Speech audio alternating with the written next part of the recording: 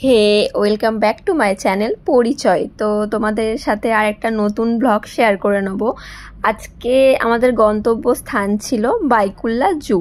অনেকদিন ধরেই যাব ভাবছিলাম, বাট যাওয়া হয়ে ওঠেনি। তো হঠাৎ করেই কালকে প্ল্যান হলো কি হয় কোনো রেস্টুরেন্টে খেতে যাব, না হলে হচ্ছে জু ঘুরতে যাব।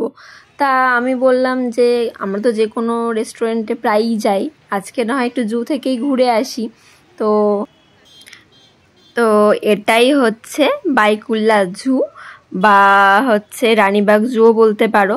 তো এটা হচ্ছে এন্ট্রি পয়েন্ট, এদিকে হচ্ছে আমাদের এন্ট্রি নিয়ে যেতে হবে।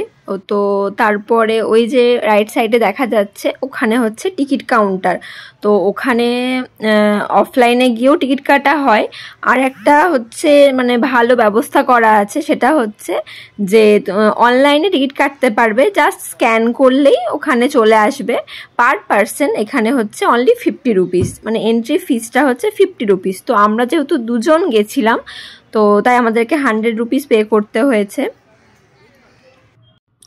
আর এই যে হচ্ছে সেই মেশিন, তো এখানে স্ক্যান করলেই হচ্ছে তো তুমি টিকিট পেয়ে যাবে। স্ক্যান করে পে করে দেবে, পের অপশন চলে আসবে, আর পে করলেই হচ্ছে টিকিট বেরিয়ে যাবে। তো টিকিটটা কালেক্ট করে নেওয়ার পর হচ্ছে এখানে এমনি নর্মাল একটা সিকিউরিটি চেকিং আছে, তো সেটা হচ্ছে করে আমরা যাব হচ্ছে ভেতরে। এখানে বাঘ থেকে শুরু করে হচ্ছে তারপরে ক্রোকোডাইল, স্নেক, মাংকি, আর কি চিতা, হায়না, প্রচুর মানে প্রচুর অ্যানিমেলস এখানে আছে। আর চোখের সামনে, একদম সামনে দেখার যে এক্সপিরিয়েন্সটা না, মানে আমি বাঘ যখন সামনে আসছিল আমি এত এক্সাইটেড হয়ে গেছিলাম। তো অ্যাকচুয়ালি এইসবগুলো দেখতে তো ভালো লাগে। আর এটা সবথেকে ভালো জিনিস হচ্ছে এখানে অ্যানিমেলসদেরকে হচ্ছে ওপেন জায়গাতেই রেখেছে, এরকম না যে খাঁচার মধ্যে বন্ধ করে রেখে দিয়েছে। তো এটা একটা ভালো জিনিস, মানে আমার বেশ ভালো লেগেছে। ওরা ওদের মতো করে ঘুরে বেড়াচ্ছে, আমরা বাইরে থেকে দেখছি। তো সবার প্রথমে হচ্ছে যেহেতু আমাদের ওখানে পৌঁছাতে প্রায় 2:30 মতো হয়ে গেছিলো, তো তাই জন্য ভীষণ খিদে পেয়েছিল। তো ভাবলাম যে একদম ডিরেক্ট ফুড কোর্টে গিয়ে আগে খাওয়া কমপ্লিট করব, তারপর আমরা ঘোরাটা স্টার্ট করব। তো এখানে একটা ফুড কোর্ট আছে, কিন্তু এই ফুড কোর্টে যেতে গেলে হচ্ছে আগে পেঙ্গুইনদেরকে দর্শন করতে হবে, তারপরে আমরা ফুড কোর্টে যেতে পারি। মানে রাস্তাটা ওরকমভাবেই বানানো। তো এখানে দেখছো পেঙ্গুইনগুলো কি করছে, ভীষণ সুন্দর। ওরা বেশ মানে চুপটি করে স্ট্যাচুর মতো দাঁড়িয়েছিল। তো তাড়াতাড়ি করে আমাদেরকে ওখান থেকে চলে যেতে বলছিল।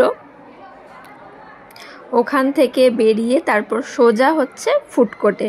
তো ফুড কোর্টে অনেক রকম খাবারেরই আইটেম ছিল। তো ওখানে হচ্ছে ক্যাশ কাউন্টার থেকে হচ্ছে মানে প্রথমে হচ্ছে টিকিট কেটে নিতে হচ্ছিল। টিকিট ইন দ্য সেন্স হচ্ছে কী খাবার খাবো তার টোকেন নিতে হচ্ছিল। তো আমরা হচ্ছে মাইসোর ধোসা, আর আমার হচ্ছে পাওভাজি, কোল্ড ড্রিঙ্কস, আর হচ্ছে গিয়ে আইসক্রিম, আর একটা মশলা মিল্ক। তো সবগুলোই খাবার খুবই সুন্দর ছিল। তবে হ্যাঁ, এখানে একটু over priced. Pav bhaji normally 60 to 70 রুপিসে পাওয়াই যায় নর্মালি এখানে, কিন্তু ওখানে ওটা 150, মানে একটু হাই প্রাইস। ঠিক আছে, যেহেতু জুর ভেতরে তো অবভিয়াসলি একটু তো হবেই প্রাইস। তো যাই হোক, তারপর আমরা খাওয়া দাওয়া কমপ্লিট করার পর এবার হচ্ছে আমাদের দর্শন শুরু। প্রথমেই হরিণ দেখা দিয়ে আমরা স্টার্ট করলাম। ঠিক আছে, তো হরিণগুলো এত সুন্দর লাগছিল। তার পাশেই ছিল বার্কিং ডিয়ার। এগুলো একটু নর্মাল হরিণের থেকে সাইজে বড়, পুরো সেই বড় সিংহওয়ালা। তো সামনে থেকে দেখে মানে একটা বেশ আনন্দই হচ্ছিল। তবে হ্যাঁ, এরা ঠিক খোলা জায়গাতেই ছিল, এটা একটা ভালো জিনিস। ডিয়ার দেখার পর এরপর আমরা পৌঁছে গেছিলাম হচ্ছে টাইগার দেখতে। তো আমি তো ভীষণ এক্সাইটেড ছিলাম, মানে পুরো সামনে থেকে টাইগারকে দেখছি। আর সব থেকে বড় ব্যাপার, এদের চামড়া এত গ্লসি, মানে আমি তো অবাক, পুরো চকচক চকচক করছে, পুরো রোদ যখন পড়ছে না, তো মানে খুব সুন্দর লাগছিল সামনে থেকে যখন দেখলাম না বাঘকে, মানে আমার ভীষণ ভালো লাগছিল। জল খেতে এসছে, মানে ও ওরা তো ওই সাইডটা করে থাকে, আর এই সাইডে বেশ সুন্দর করে ঝর্ণা করা আছে, তো ওখানে মানে জল খেতে আসে। এই দেখো আসছে, উফ কি সুন্দর। এখানে দুটো টাইগার ছিল, দুজনে আবার খেলাও করছিল একসাথে, খুব ভাল লাগছিল দেখতে। এই দেখো দুজন মিলে এসেছে জল খেতে, মানে এটা দেখতে পাওয়া যায় না সব সময়। আমরা ভীষণ লাকি যে দুটো ওই দেখো দেখো পুরো খেলছে একসাথে। তো আমরা দুটো টাইগার কি একসাথে দেখেছিলাম। তো টাইগার দেখতে দেখতে আমি পুরো টাইম ওয়েস্ট করে দিয়েছি, ঠিক আছে। আমাকে বলছে চলো অন্য আরও দেখবে, আর না, এটাকে মানে এত আনন্দ পেয়ে গেছি আমি সামনে থেকে টাইগারকে দেখে, কি বলো, পুরো সামনে, পুরো সামনে।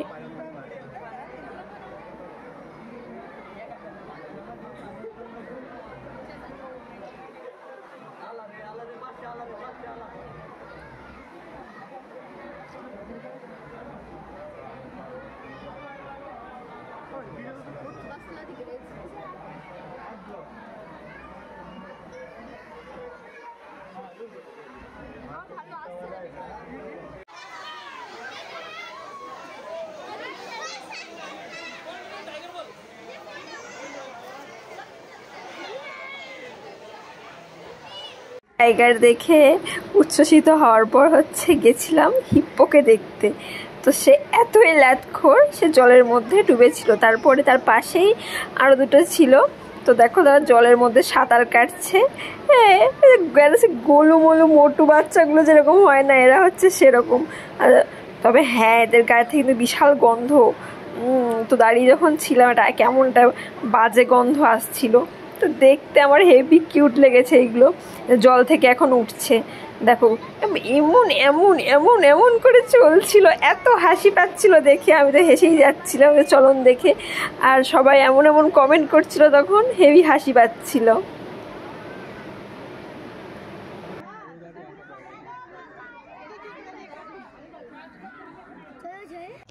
এরপর চলে গেছিলাম মাংকিকে দেখতে। মাংকি আমরা এমনিতেও দেখি, কিন্তু এইগুলো বেশ কিউট কিউট, এরা খেলা করছিল, ঠিক আছে। তো যাই হোক, মানে বেশ মজাই আছে এখানে। আর স্পেশালি এখানে যদি বাচ্চাদেরকে নিয়ে আসা হয়, মেনলি সবাই বাচ্চাদেরকেই নিয়ে গেছে, কারণ ওরা একটু বেশি আনন্দ পাবে সবগুলো দেখে, এদের খেলাধুলা দেখে, নতুন নতুন পশু পাখিকে দেখে বেশ ভালো লাগছিল আমার। এখন দেখার পালা হায়না আর লিওপার্ড, ঠিক আছে। একজন তো ঘুমাচ্ছে, নেকড়ে চুপচাপ ঘুমাচ্ছে। তো এখানে ডিফারেন্স কিছু দেওয়া আছে। লিওপার্ড ওই যে দূরে দৌড়ে পালাচ্ছে। তো এরপরে আমরা গেছিলাম চিতাকে দেখতে। তো ওকে চিতা অ্যাকচুয়ালি মানে অনেক উঁচু অব্দি তো লাফাতে পারে, তো তাই জন্য এর ওপরটাও পুরো নেট দিয়ে ঘেরা ছিল একদম। তো এই দেখো পুরো সামনে, একদম সামনে। চামড়াগুলো দেখো একবার, এত মানে গ্লেজ দিচ্ছে।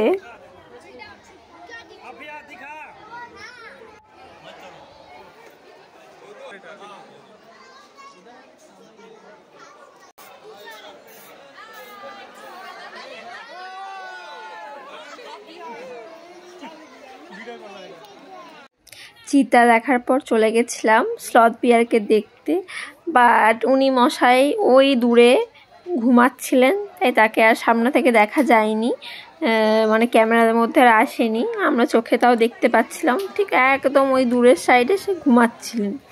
তো যাই হোক, মোটামুটি বেশ টুকটাক করে দেখাই চলছিল। তারপরে ক্রোকোডাইল, ওটা পুরো একদম নিচ থেকে যাওয়া, পুরো একদম মানে ওটা উপর থেকেও দেখা যাচ্ছিল, প্লাস নিচ থেকেও দেখা যাচ্ছে।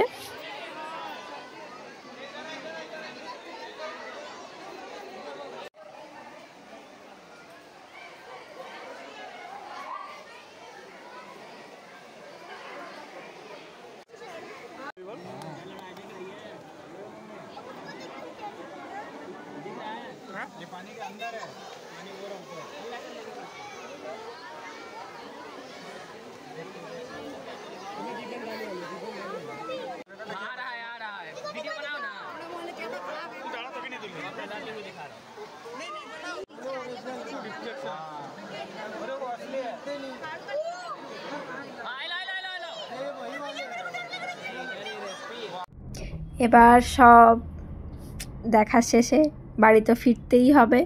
তো চলো আজকের মতো টাটা। আর ব্লগটা কেমন লাগলো জানিও, তোমাদেরও জুটা দেখে কীরকম লাগলো সেটাও জানিও কমেন্টে। তো টাটা।